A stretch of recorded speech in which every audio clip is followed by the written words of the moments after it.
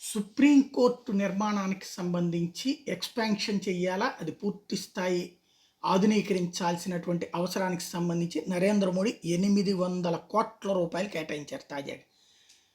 Central vista project cost ఎంతో దాదాపుగా ఆ రేంజ్ కాస్ట్ని సుప్రీంకోర్టు కోసం ఖర్చు పెడుతున్నారు.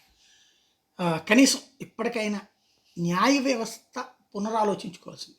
పిల్ ఏదైతే పబ్లిక్ ఇంట్రెస్ట్ లిటిగేషన్ పిటిషన్, అది పబ్లిక్ ఇంట్రెస్ట్ ఉండాలి, పొలిటికల్ ఇంట్రెస్ట్, లేకపోతే పబ్లిసిటీ ఇంట్రెస్ట్, లేదంటే ఓ ధర్మాన్ని అవమానించేటటువంటి వాటికి అసలు సంబంధం లేనటువంటి వ్యవహారాలు పదే పదే వస్తున్నాయి. నిజమైనటువంటిది, ఫర్ ఎగ్జాంపుల్ మహిళలకి హైవేల మీద ప్రతి 10 కిలోమీటర్లకు ఒక టాయిలెట్ ఉంటుంది.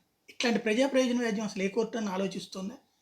అలాగే హైవేల మీద వెళ్ళేటటువంటి చోట్ల ప్రతి 5 కిలోమీటర్లకు 10 కిలోమీటర్లకు మంచినీటి వసతి ప్రభుత్వం కల్పించాలి. అది కదా అవసరం. నిజమైన ప్రజా ప్రయోజనాలు అవి కదా.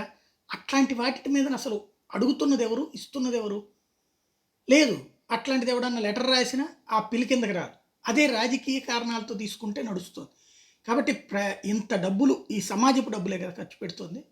నిజమైన ప్రజా ప్రయోజన వ్యాజ్యాలు లేదా ప్రజలకు సంబంధించిన నిజమైనటువంటి అంశాలను తీసుకోగలిగితే బాగుంటుంది.